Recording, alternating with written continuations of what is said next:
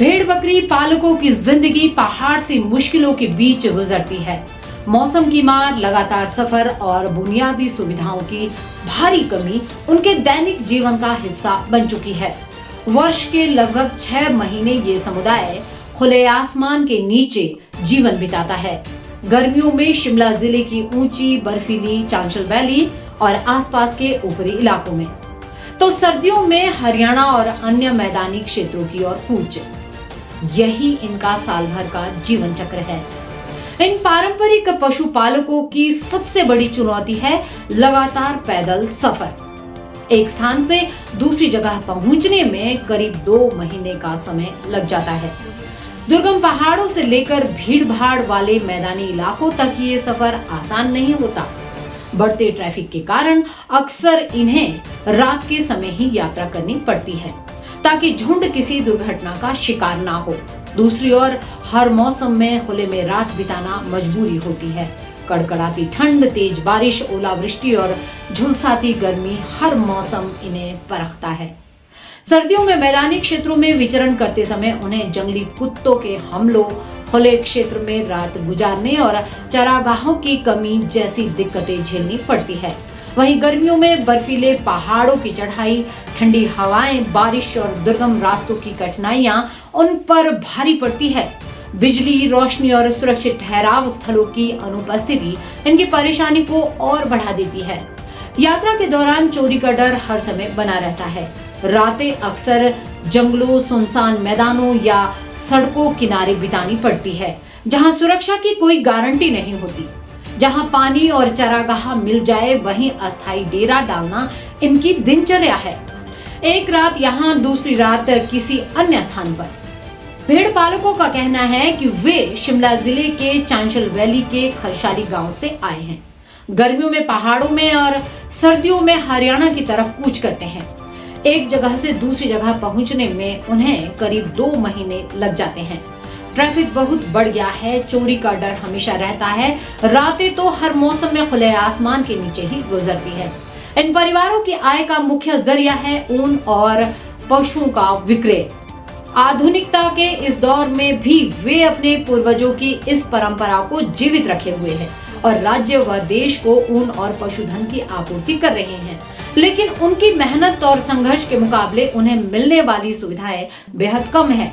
पालकों की मांग है कि सरकार उनके लिए यात्रा मार्गों पर सुरक्षा, रोशनी, पानी और अस्थायी ठहराव स्थलों की व्यवस्था करे ताकि उनकी सदियों पुरानी यह परंपरा सुरक्षित रह सके और उनका जीवन थोड़ा आसान हो सके। लगातार सफर, मौसम की मार और सरकारी समर्थन की कमी ने इनकी जद्दोजहद को और गहरा कर दिया है। कई बार समाधान के दावे होते हैं, लेकिन जमीनी हालात अब भी जस की तस है। अब देखना होगा कि भेड़ बकरी पालकों की इन बुनियादी जरूरतों पर सरकार कब ठोस कदम उठाती है। नमस्कार जी, मैं राजकुमार, मैं एक भेड़ पालक हूँ। कहाँ से आते हो आप लोग? हम चांशल घाटी से आते हैं। हमारा गांव खरसाली पड़ता है। अच्छा। रोडू क्षेत्र में है। कितना की माल है तुम्हारे पास? हाँ जी, हमारे पास 500 माल है। अच्छा, तो गर्मियों में तुम वहाँ रहते हो? हाँ जी, गर्मियों में हम चांशल घाटी में रहते हैं और सर्दियों को जैसे सर्दी स्टार्ट होती है तो नीचे उतरते हैं हम सिरमौर के एरिया में। हाँ जी, कहाँ से होके आते हो? हाँ जी, हम मतलब जुब्बल आगे क्या नाम कहता है, गिरी मंदिर, गिरी टॉप होते हुए, चौपाल होते हुए, आगे चुड़दार होते हुए मतलब इधर पहुंच जाते हैं हम। आज तुम राजगढ़ पहुंच गए? हाँ जी, हाँ जी राज। यहाँ से आगे कहाँ को जाओगे? यहाँ से आगे सर, यहाँ से निकलेंगे हम बेचड़ बाग, आगे मतलब कोल्लर, लोगढ़, खोल, आगे हरियाणा की बाउंड्री तक लास्ट। तो पूरी सर्दियाँ वहाँ रहेंगे? हाँ जी, पूरी सर्दी वहाँ रहेंगे। उसके बाद जैसे सर्दी खत्म होगी ऐसे हम ऊपर को निकलेंगे। क्या क्या परेशानी आती है तुम्हारे को रास्ते में? परेशानी तो बहुत है सर, परेशानी तो गिनना चाहे तो काफ़ी है। ऐसे मतलब जैसे ज़्यादा तो परेशानी ऐसे होती है सर, रोडों में होती है। एक तो ज़्यादा चोर है।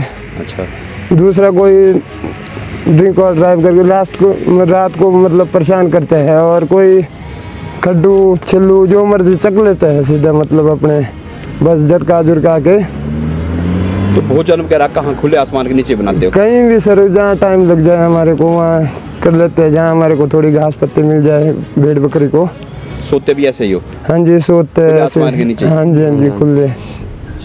हाँ जी सिर्फ ये है कि मतलब थोड़ी परेशानी ये है कि सड़कों में जैसे चलते हैं हम रात को कई परेशान करते हैं सर हमारे को। जैसे कोई दारू पी के होता है, कड्डू पकड़ देता है, कोई बच्चे पकड़ देता है, कोई क्या बोलता है गाड़ी गुड़िया मार देता है।